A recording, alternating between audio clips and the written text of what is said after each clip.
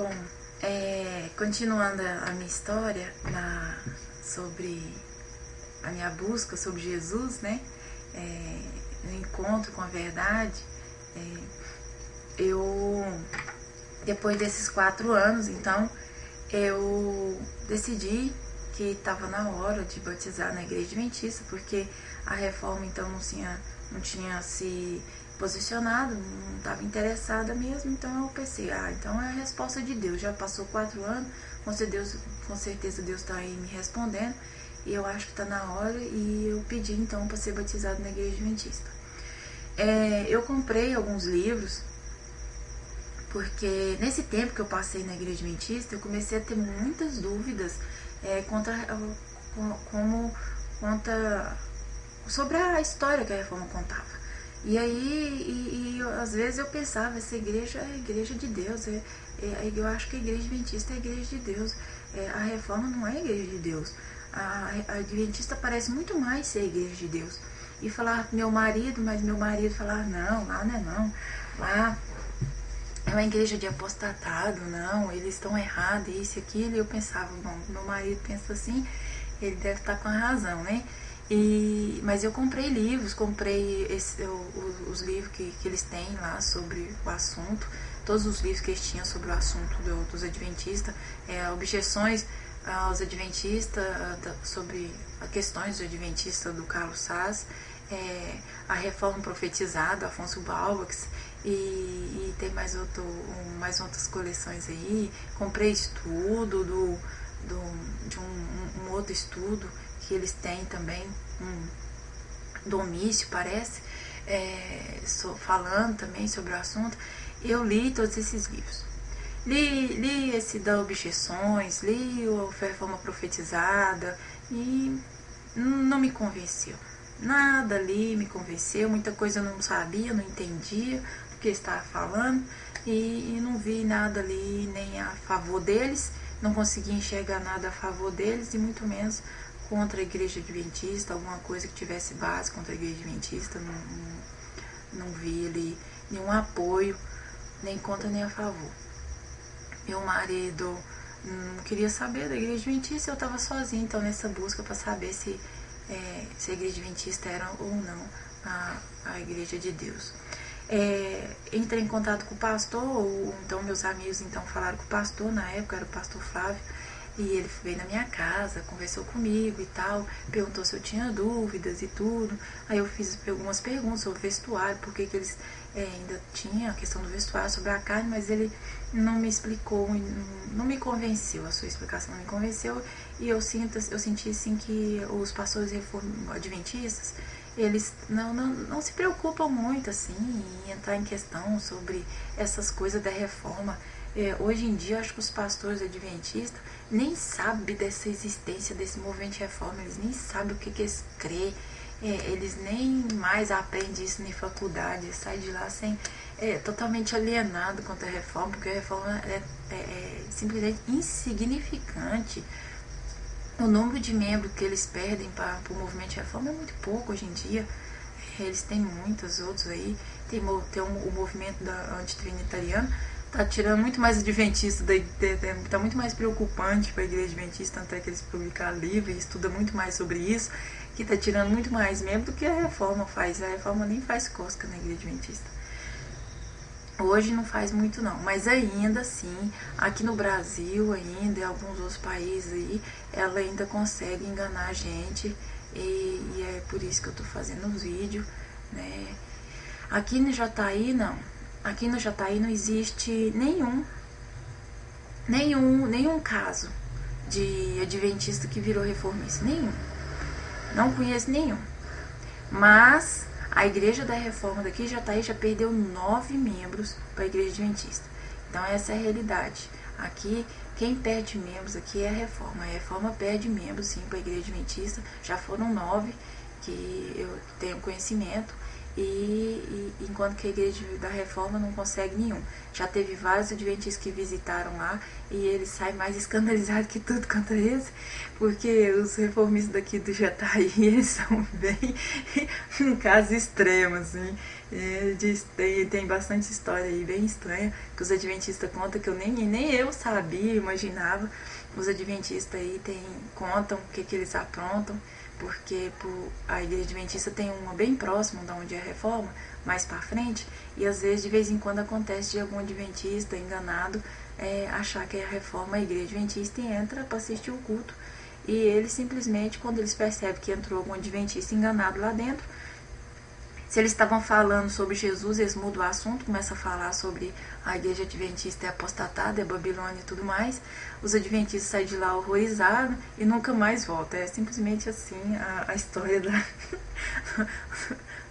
é assim que os reformistas daqui de Jataí pregam para os adventistas. Então eles não ganham não, eles são bem preconceituosos assim, e eu acho que rudes também.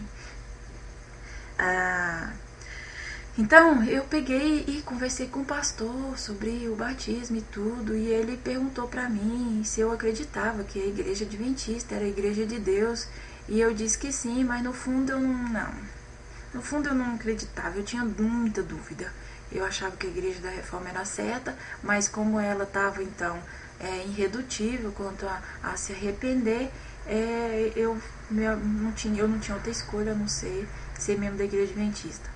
Eu fui batizada, então, e ganhei uma Bíblia, ganhei um manual do membro, umas doutrinas, e eu tenho tudo guardado aí.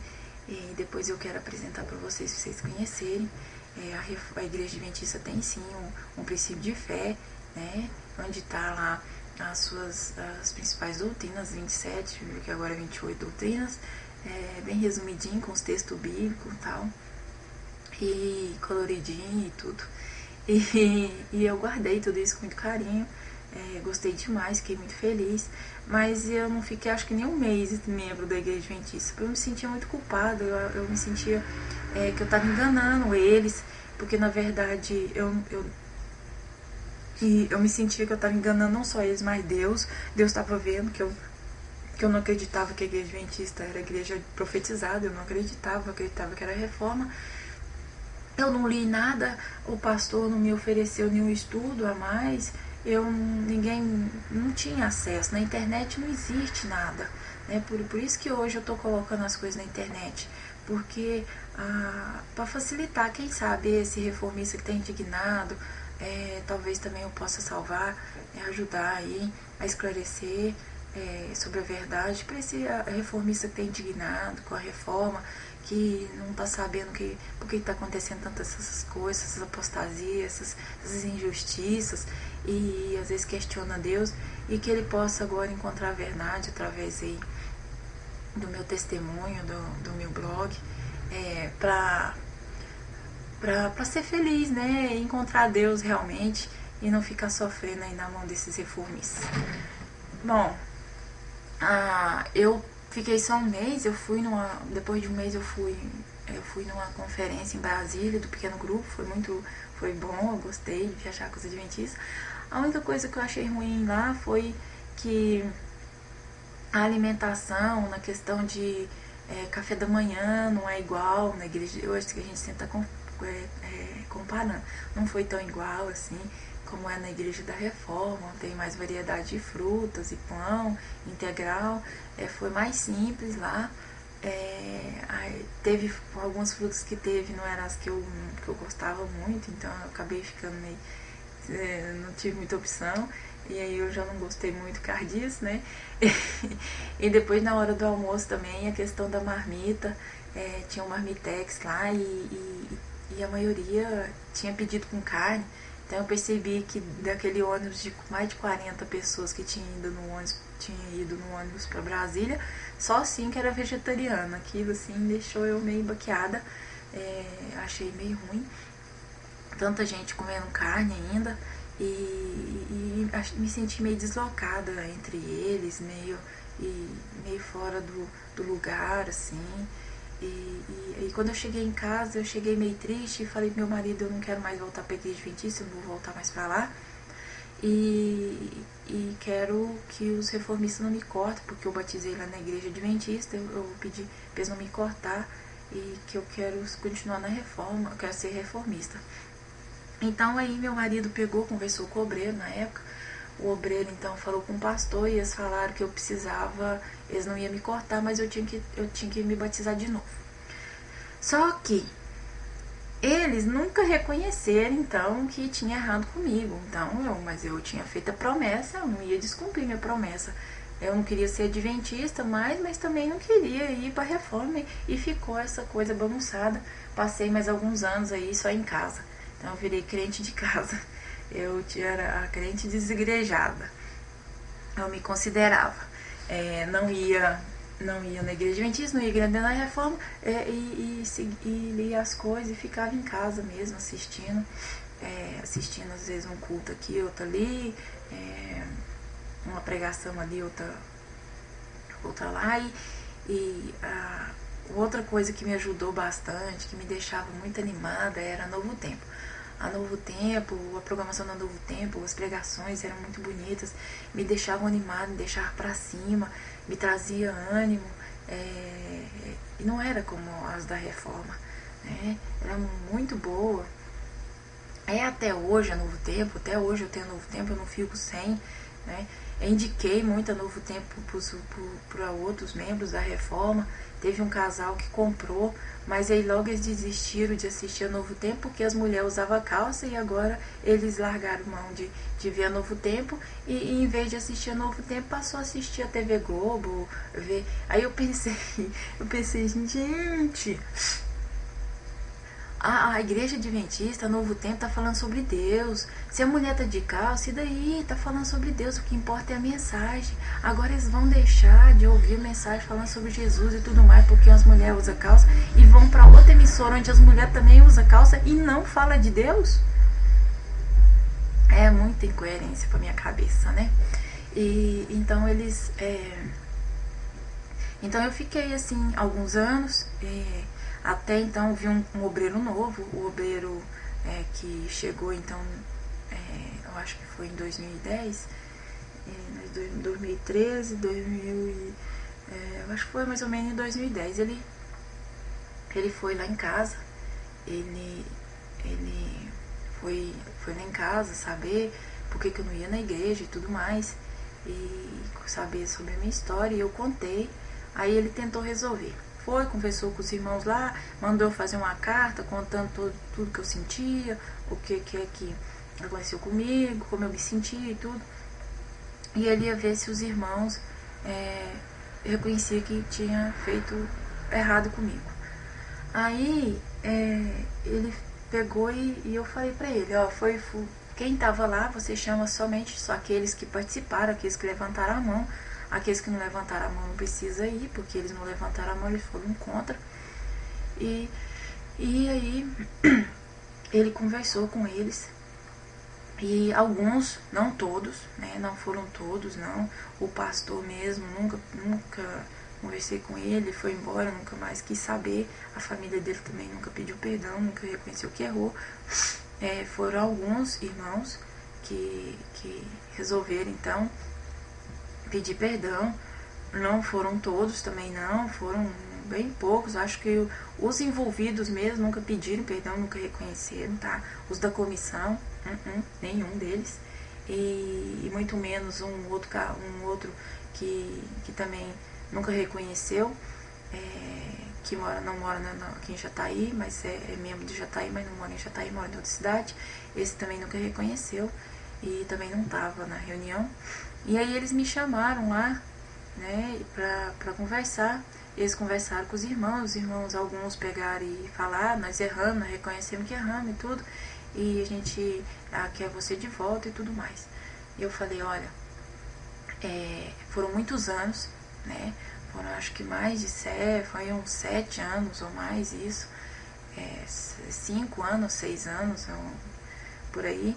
E foram muitos anos de mágoa, né, de ressentimento. Então as coisas não vão voltar como antes. Eu não sou mais a Silvana que eu era antes. Para voltar vai demorar, né? Esse perdão, como ele demorou muito a vir, a mágoa foi se estendendo. Então tem que ter paciência comigo. Eu espero que vocês tenham paciência comigo. E aproveitei essa ocasião para falar para um irmão que ficava atormentando meu marido, que, que, que ele criticava muito meu marido. Ele era assim, ele falava mal de um outro irmão para o meu marido e ia para casa desse irmão e falava mal do meu marido para esse irmão. Aí eu descobri isso, né? E descobri que ele fazia, porque a mulher do outro foi ver em casa e contou algumas coisas. Eu descobri então e falei: olha, ele fala assim, assim, assim do seu marido. Ele vem aqui e fala isso, isso, isso do seu marido. E para desmascarar ele, né? Aí o que aconteceu? O irmão, a mulher chegou, contou pro irmão. Esse irmão foi e pegou esse outro irmão fofoqueiro que ficava leve atrás falando mal de um e do outro e danou com ele, falou um monte de coisa pra ele. Ele ficou revoltado, ficou bem irado, foi lá na minha casa, entrou na minha casa, praticamente invadiu minha casa, muito nervoso, muito bravo, ameaçou meu marido, falou que ia matar ele e falou um punhado de coisa, vai ver onde é que nós estávamos. Ameaçou, falou que ia matar meu marido se não pagasse ele. Agora ele foi atrás do meu marido para endividar meu marido. Eu não queria que meu marido trabalhasse com esse indivíduo. E o indivíduo ficava indo atrás, queria levar meu marido para o mau caminho, para as vendas de livro que não prestava. E eu era contra, que sempre fui contra. E aqueles livros que, em vez de livro para criança, falando sobre espiritismo, sobre religião católica, sobre essas coisas erradas, sobre folclore e tudo mais, vendendo erro, em vez de estar vendendo a verdade, distribuindo a verdade aí pro mundo, tá que ganha dinheiro em cima do engano, para as pessoas ficarem mais iludidas e mais perdidas. Então eu achava isso muito errado, o que eles faziam. E queria levar meu marido para esse caminho, e eu era contra. Mas ele levava e depois punha meu marido endividado e o coitado não tinha dinheiro, não vendia tanto igual ele. E aí depois ia lá na minha casa e foi lá na minha casa ainda ameaçar, falar que ia matar meu marido se ele não pagasse e tudo mais. E esse é membro da igreja. Aí esse foi embora e eu fiquei muito chateada com isso e queria por tudo tirar esse irmão da vida do meu irmão. E do meu irmão não, do meu marido. E quando foi nessa vez da reconciliação, eu achei um momento especial. Agora eu estava na frente de todos os irmãos, podia falar, né, o que eu estava pensando. Eu tinha decidido que eu ia falar, a partir daquele, eu tinha decidido que eu ia passar a falar aquilo que eu estava pensando, sinceramente, ia falar a verdade. Não ia ficar falando, fingir uma coisa e falar pelas costas. Não vou fazer isso, eu acho que não é correto. Se eu estou pensando nisso, por mais possa estar errado, mas eu estou pensando, então eu vou falar e sinto muito, é a minha opinião. Esse irmão pegou e falou: se você tem alguma coisa contra mim, você me perdoa e tal. Eu falei: olha, eu não tenho nada contra você. Dentro da igreja, todo mundo, eu não tenho nada contra você. A única coisa que eu quero pedir pra você é que você não trabalhe mais com meu marido. Se você não for lá na minha casa para levar o meu marido para trabalhar com você, vendendo esses livros, outra coisa, não tendo contato profissional com meu marido, pronto, a gente não vai ter encrenca nenhuma. Eu não vou guardar mágoa nenhuma contra você, nós não vamos ter inimizade, nós não vamos ter problema nenhum. Você não vai ficar precisando pedir perdão. Você vive sua vida, eu vivo a minha, e eu quero que você mantenha a distância do meu marido. Ele ficou muito chateado, ficou bem bravo, ficou bem irado, andou falando 1001 coisa de mim, bem mal de mim, até no púlpito ficou indignado e falou horrores de mim lá, que eu não tinha esse direito, que eu não podia falar assim e tudo mais, mas foi bom. Ele nunca mais procurou meu marido para fazer negócio, deixou meu marido em paz, e nunca mais. Então eu tive problema com esse irmão de ficar me ameaçando meu marido a matar ele porque ficou endividado. Ele impôs o irmão na dívida, vem, empurra o coitado lá. Não, deixa o meu marido se virar, ele sabe trabalhar em outras coisas, não é assim. Então meu marido foi viver a vida dele, fazer o trabalho dele, e esse irmão então deixou a gente em paz pra sempre, né, até hoje. Então ele não nos atormenta mais. Mas a igreja falou, pediu perdão, mas foi assim. Alguns ali só que falaram, não foi todos. Os principais envolvidos não pediram perdão. Eles também não escreveram, como eu falei, que a minha prova, né, incluía ter escrito. Eles nunca falaram sobre isso, nunca escreveram lá que estava errado. Só falaram ali depois de 6 anos, quase 7 anos que eles vieram falar. Isso por causa de muita insistência do pastor, do obreiro então, na ocasião, o nome dele é José Pereira, ele que ajudou nessa reconciliação. Eu comecei então a voltar, comecei a frequentar a igreja, meu marido também começou a frequentar a igreja, teve um batismo em Rio Verde, me parece, então eu pedi o rebatismo, eles me deram o rebatismo, mas não durou muito tempo não. Depois do rebatismo, veio um casal de irmãos da Espanha, eram brasileiros, mas eles moraram na Espanha um bom tempo, parece 10 anos, e daí eles vieram morar aqui em Jataí, e a encrenca aí era feia. Eles batiam de frente com os donos da igreja, né, porque os outros acham que eles é o dono da igreja, tanto é que teve um, que é o filho da fundadora, virou pro cunhado, o cunhado, e falou: eu sou dono dessa igreja, essa igreja é minha, e aqui vai fazer o que eu quero. Essas são as notícias que a gente tem de como é que funciona aqui. Então, aquilo que a gente já sabia, isso aí não foi novidade nenhuma, que ele mandava na igreja, ele se achava o dono da igreja, não é novidade. A gente só teve uma confirmação da boca de outros, né? E então eles brigavam, eles eram inimigos, esses que vieram da Espanha não gostavam do obreiro, falavam horrores do obreiro, falavam horrores dessa puta família, e quase inimigo de todo mundo, lá era a brigaiada danada, e a gente foi tendo mais acesso a essas encrencas aí. Mas isso aí não era nada perto do que foi acontecendo depois. Acontece que eu e meu marido, a gente lê bastante, a gente tem bastante livro do Espírito de Profecia. Eu tenho 2 estantes aí cheias de livros, então ninguém tem mais testemunhos, livros, ou lê mais do que eu aqui na igreja de Jataí. Então eu tenho mais livros do que os obreiros, os pastores que passam por aqui. Eu tenho bem mais livros do que eles até às vezes vêm aqui, quando foi algumas vezes que vieram fazer estudo, ainda pegaram o livro da minha biblioteca, não precisava nem trazer livro, que aqui já tinha. Então, o que acontecia? Acontecia que às vezes aparecia um outro com a ideia errada dentro da igreja, falando besteira dentro da igreja, coisa que não tinha nada a ver. Mas meu marido sempre levantávamos e falavam: não é assim, no testemunho tá assim, na Bíblia tá assim, vocês estão errados porque tá escrito assim.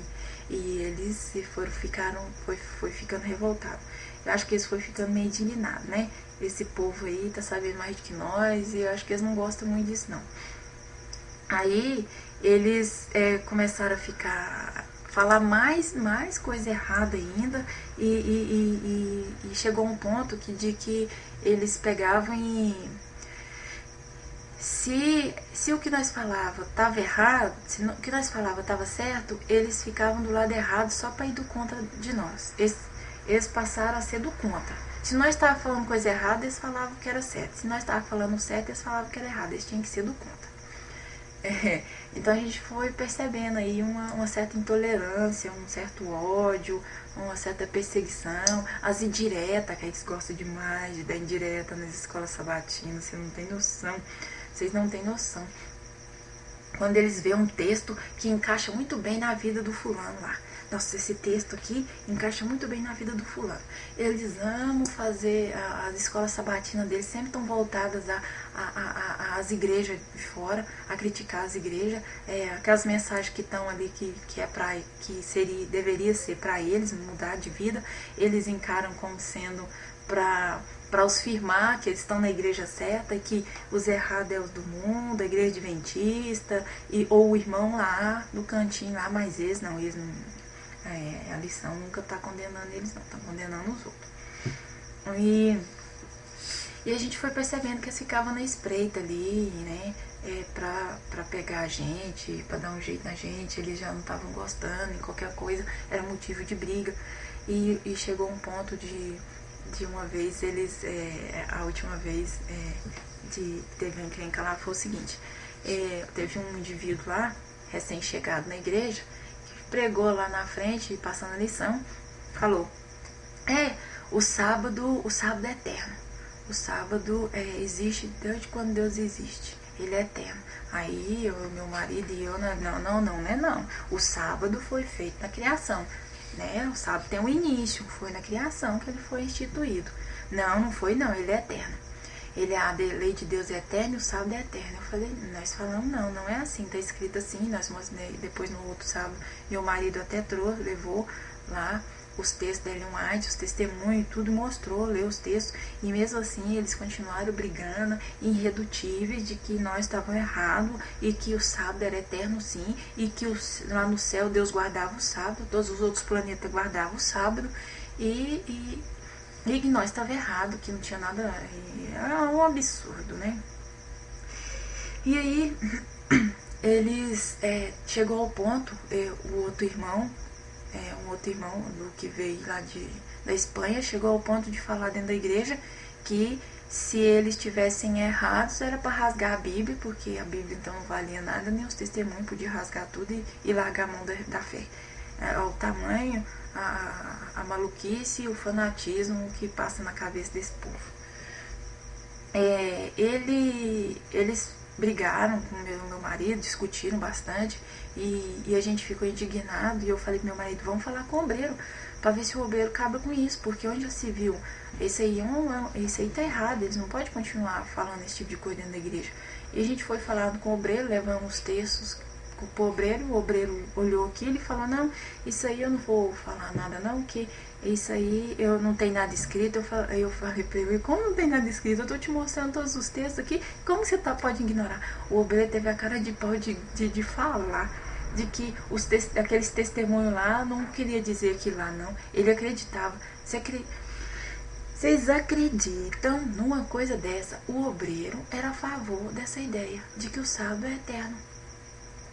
Ele não foi instituído na criação, ele já existia. Deus guardava o sábado, todo mundo guardava o sábado, todos os planetas guardavam o sábado, e foi totalmente contra os textos da Ellen White, os textos da Bíblia. Para eles aquilo ali não valia nada, o que valia é a cabeça deles, né? E aí eu fiquei indignada, como que vai fazer? O obreiro tá aí envolvido com essas ideias, os outros também envolvidos com essas ideias, e eles pregando dentro da igreja e discutindo e tudo, e assim a gente vivia naquela briga, a gente já não tinha prazer muito em ir, porque toda vez eles faziam questão de estar ali falando alguma coisa, e se a gente falasse, aí virava briga e tal, e a coisa ficou complicada lá dentro, foi ficando complicada dentro da reforma. E aí eu comecei a estudar sobre justificação pela fé, porque eu lia muito sobre justificação pela fé. A reforma sempre falava sobre justificação pela fé, e que segundo eles são o quarto anjo, que a mensagem de Wagner Jones foi rejeitada em 1888, e que a igreja adventista rejeitou essa mensagem, e eles pregam essa mensagem hoje, e eles sempre falam desse Wagner Jones, mas eu então nunca tinha tido acesso a esse Wagner Jones. Como que eles falam desse Wagner Jones e agora eu não tenho nenhum livro deles? E eu tinha muita vontade de ler esses livros, e aí com a internet eu tinha descoberto um site que tinha os livros, e eu fiz download desses livros, imprimi algumas coisas e guardei. Aí quando eu eu li alguma coisa, eu não entendi muito e guardei. Quando eu mudei, eu tava morando no Chapadão, antes dessa briga aí, essa última briga que eu contei, eu tava morando no Chapadão do Céu, que eu voltei, eu fui arrumar minha casa e tudo aqui, e aí encontrei essa apostila. Eu falei, acho que eu vou ler essa apostila agora. Em vez de ler sobre Wagner Jones, eu resolvi ler um outro livrinho que estava junto lá, um resumo sobre a mensagem de 1888. Mas esse assunto de 1888, esse assunto da justificação pela fé, eu vou deixar para contar no próximo vídeo, porque agora eu já estou bem mais cansada, né, de falar. Mas não se preocupe não, nós vamos continuar. E eu vou terminar aí e vou contar aí como é que foi a minha saída do movimento de reforma, como que caiu as escamas dos meus olhos, não só meus olhos, mas do meu marido também, que até então ele acreditava que a igreja da reforma também era a igreja de Deus, e vocês vão ter uma ideia aí da confusão que é essa igreja, e sobre essa um pouquinho, eu vou explicar um pouquinho aí sobre a mensagem de justificação pela fé, e as crenças da reforma, então, e continuar a história da minha caminhada em busca de Jesus e da verdade, no meio dessa confusão toda onde eu fui parar, e desses irmãos aí que na verdade são lobos devoradores aí, que quer comer a casca da gente com couro e tudo, né? E eles chegaram ao ponto de me proibir de proibir de falar dentro da igreja. Simplesmente falaram pra mim que eu era inconveniente, que não queriam, não queria minha presença lá, que eu estava incomodando e que eu devia ficar calada. Se eu quisesse frequentar, eu devia ficar calada. E a partir de então eu parei de ir na igreja. Então vocês vão saber aí por que eles mandaram ficar calada na igreja, não queriam mais a presença minha nem do meu marido, e como que a gente chegou então a essa convicção de que a igreja adventista é a igreja de Deus. Então a gente se vê no próximo vídeo.